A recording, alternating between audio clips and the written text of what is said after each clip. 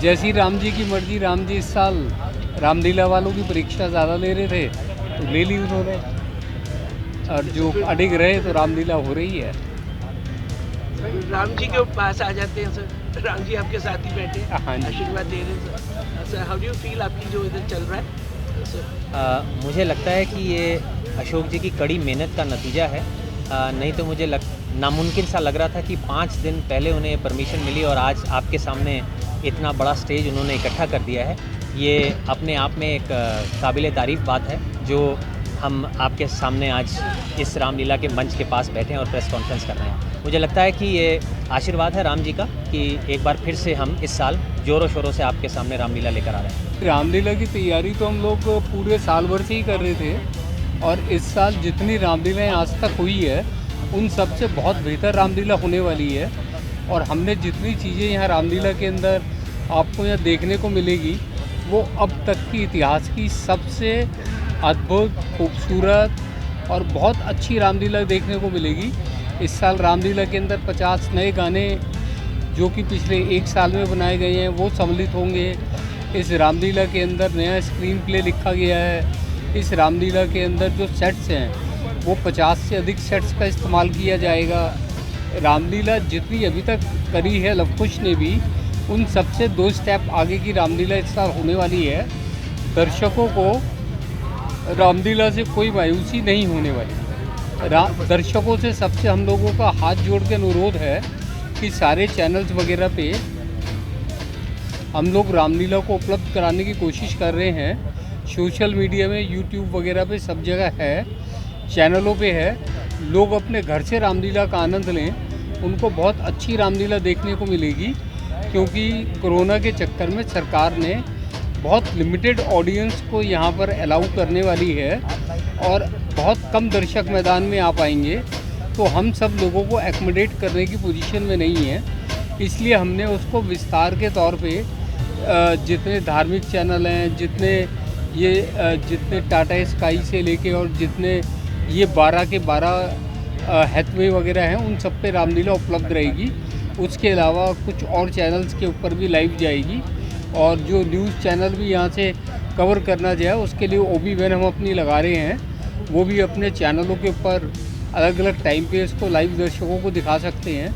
तो रामलीला दर्शक अपने घर से बैठ के देखेंगे तो उनको ज़्यादा आनंद आएगा। वो सब रामलीलाएँ और जो ग्रुप हाउसिंग सोसाइटी, अलग अलग गाँव की जो चौपाल हैं, उन सबसे आग्रह है हमारा कि वो अपने गांव में अपनी यहाँ रामलीला नहीं उनको मंचन की अनुमति मिल रही, वहाँ एक बड़ी LED लगाएं और उसके ऊपर लवकुश रामलीला का सीधा प्रसारण करें।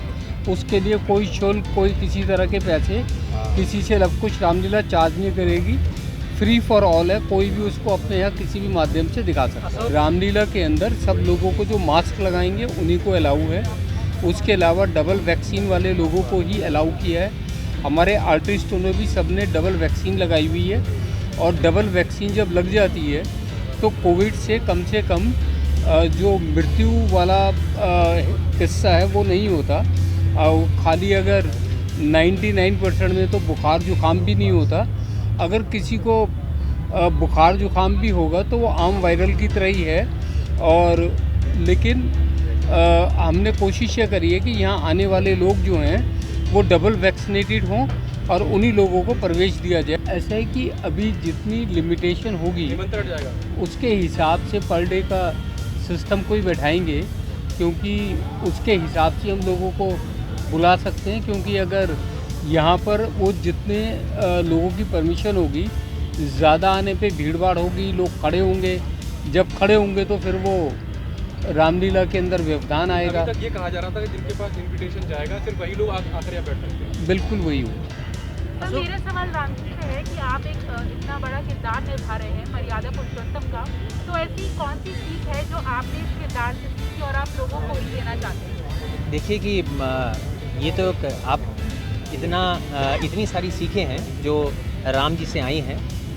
मैं तो ये कहूँगा कि हिंदुओं के जो संस्कार हैं वो भी रामायण से ही आए हैं। तो इसमें हर एक सीन आपको कुछ ना कुछ सिखाता है, लेकिन इस बार जोर जो है वो मर्यादा पे ज़्यादा है। उसका कारण है धर्म की जीत होती है या धर्म की हार, ये तो सभी जानते हैं। मर्यादा की बात मैं इसलिए कर रहा हूँ क्योंकि कोविड आज हमारे बीच आया है, उसका कारण सिर्फ और सिर्फ यही है कि हम सभी ने अपनी मर्यादा लांघी है धरती माँ को तबाह करने में। हमने वॉर किए हैं, हमने ड्रग्स किए हैं, हमने अल्कोहल लिए हैं, हमने आपस में क्राइम किया है, जेलसी से किए हैं, हेट्रेड की है, और प्यार का कहीं नामो निशान नहीं है, शांति का कहीं नामो निशान नहीं है।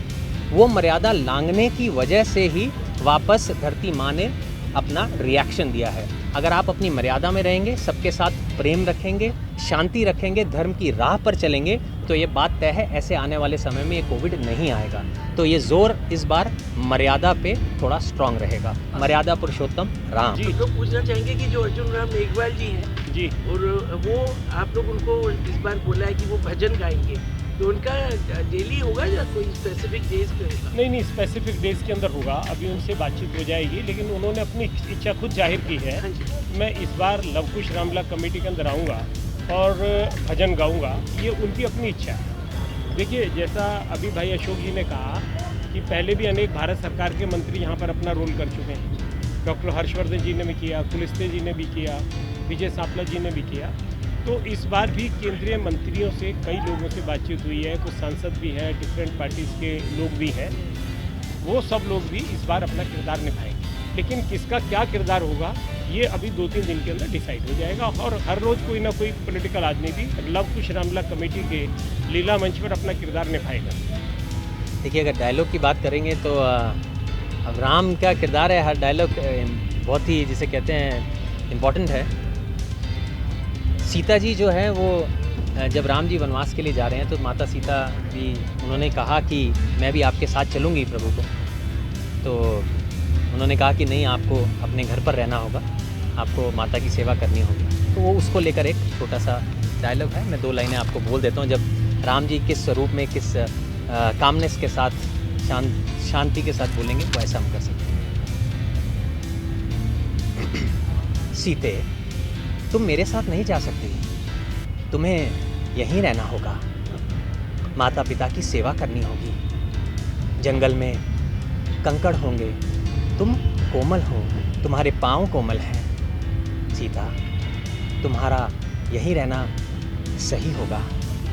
तो फिर सीता जी भी जो है उसे डिनाई करती हैं और कहती है कि मुझे हर हाल में आपके साथ जाना ही होगा। तो फिर फाइनली राम जी जो है उन्हें स्वीकार करते हैं। ठीक है सीता, यदि यही तुम्हारी इच्छा है तो तुम मेरे साथ चलो। आओ, माता पिता से आशीर्वाद लेते हैं और वन की ओर चलते हैं।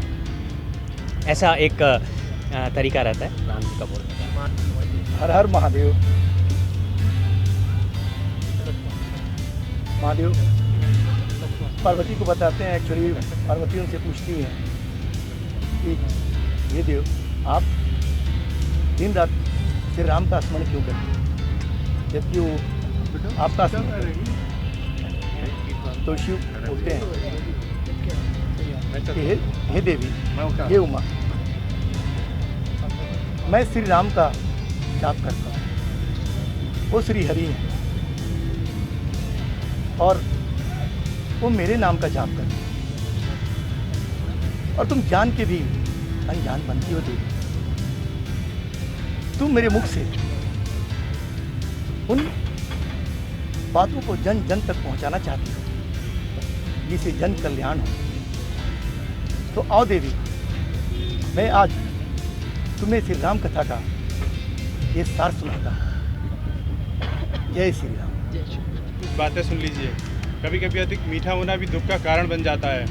जिस तरह से अधिक मीठा होने पर गन्ने को कोलू में पीस दिया जाता है, उसी प्रकार से कुछ लोग मीठा बोलने पर कायर समझने की भूल कर जाते हैं। मुनिवर सुने, ये धनुष तो हमने तोड़ दिया, अब आपसे जो बन पड़े कर लें। हमारा लक्ष्मण तो नादान है, बचपन से ही उतावला है। मैं तो केवल राम हूँ और आपका नाम तो मुझसे भी बड़ा है, परशुराम। कृपा करें प्रभु। बात आगे बढ़ती है ऐसे।